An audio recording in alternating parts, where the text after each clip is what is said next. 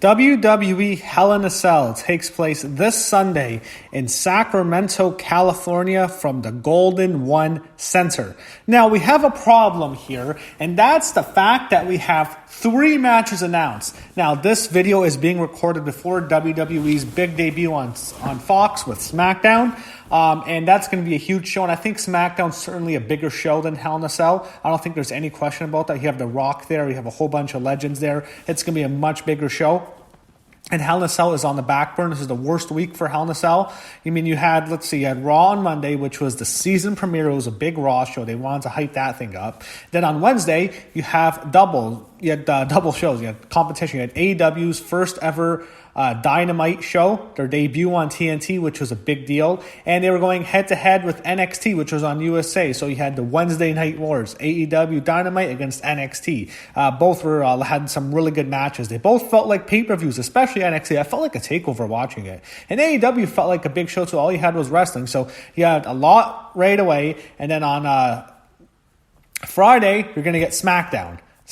This is actually being recorded before SmackDown, so I don't know what happened yet. As of right now, I have 3 matches listed. So SmackDown's the biggest SmackDown in history, I think, without question. The amount of star power they have is ridiculous. Even having 1 hour red carpet premiere, this is going to be such a big show. So a lot's going on. You have 3 matches. There's going to be more matches added. I'm sure there will be. And if there is, I'll add it in the description. You can see my predictions in the description. But right now, you have 3 matches, and I'm going to talk about it. It's not going to be a long video. There's only 3 matches. The first is a non-Hell in a Cell match. You have Daniel Bryan and Roman Reigns against Erick, Rowan, and Luke Harper. So this has been a good storyline. They're trying to build up Erick Rowan. They brought back Harper. Daniel Bryan, I'm going to say he messes up. Something happens with Daniel Bryan and Roman Reigns. There's a miscommunication. One of them messes up. I'm going to say it's Daniel Bryan. I think he accidentally, he makes it like he fucks up. He didn't mean to, but I think Daniel Bryan's going to be the mastermind before this whole thing. I think he's going to turn it again. So I'm going to go with Rowan and Harper get the win. It makes sense. They get the win. They pin Daniel Bryan, actually. Daniel Bryan maybe hits Roman Reigns by accident with the running knee, and he gets finished off by Rowan and Harper. So Rowan and Harper get the big win here. Next, you got 2 Hell in a Cell matches. The first, for the WWE Raw Women's Championship. Becky Lynch defends her title against Sasha Banks. I think this should be the main event because I think this is this will be the better match. Wow, this is a fun match. So 3 years ago, Sasha Banks had the first ever women's Hell in a Cell, and she's going to be the only one in history to have been involved in both women's Hell in a Cell matches. She had the match with Charlotte 3 years ago. She lost. That was a match I think really hurt Sasha Banks. The problem with Sasha when she lost to Charlotte was Sasha was a bigger star than Charlotte. She really was. And she was certainly a bigger star than Becky was. And Bayley. At the time, she was the most popular female star. Her merch was crazy.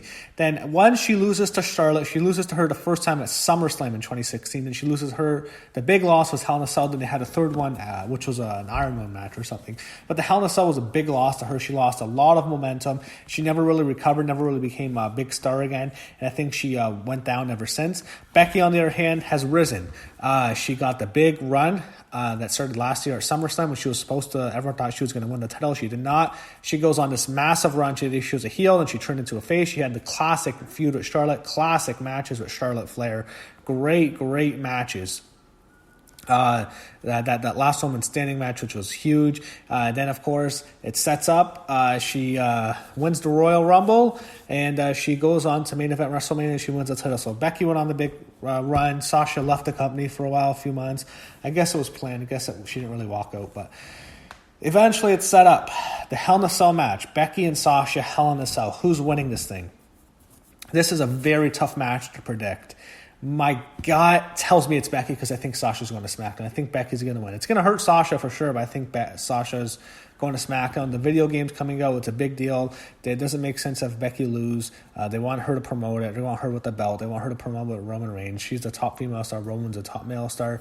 She's going to still be promoted as the biggest star in the company. As for the woman, she's going to beat Sasha. I think Sasha goes to SmackDown. I think the blue hair is a reason. I think she's going to SmackDown immediately after this match. I think this feud ends right here. I think Becky stays on Raw. I don't think it makes sense to put Becky on SmackDown anymore. And I think Sasha Banks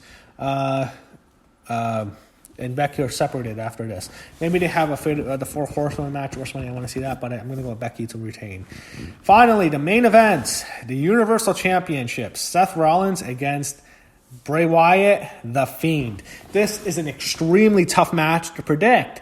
The big thing I have is, what are they going to do? I think they want to give Rollins this major run as his top babyface. I think Vince and Triple H, especially probably Triple H, I see Rollins as the top guy behind Roman Reigns. Roman's the top guy on Raw and SmackDown. Seth will be the top guy on Raw. And they want to push them both as these major draws, these major attractions, and these major superstars. My problem with it is very simple. Why? Like, what do they see in this guy? I don't see anything. The ratings suck. He never draws anything. He doesn't have... Does he sell a lot of merchandise? I don't know. I don't think he sells merchandise like some of the other top guys they've had. He's going to sell merchandise like Cena or even Reigns.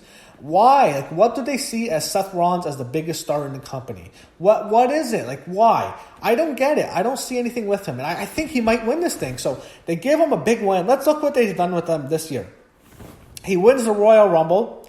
He beats Brock Lesnar, who squashes him at WrestleMania to win the Universal title. So those are two big things. Win the Rumble, win the title at WrestleMania. Becky got that, and so did Seth.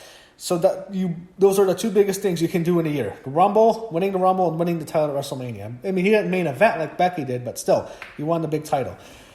Then he loses it to Brock, but then at SummerSlam, he main events SummerSlam, and he beats Brock Lesnar cleanly in the middle of the ring. Again, he beats Brock at SummerSlam now. Two major wins over Brock Lesnar to win the Universal twice in 1 year against Brock at WrestleMania and SummerSlam.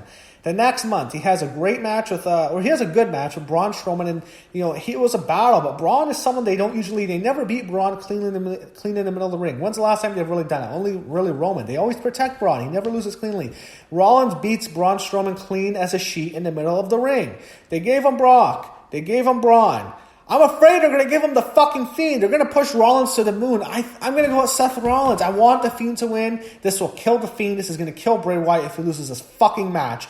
Bray Wyatt has to win this thing. Bray, to be a top star, he needs to, but I think Rollins retains. I think the Fiend needs to win this, obviously, but I don't think they care. I don't think they see it much. I think Seth wins.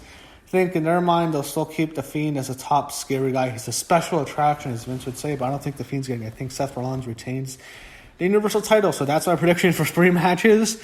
You'll see a lot more announced, I'm sure, by the end of SmackDown, but as of right now, you have 3 matches.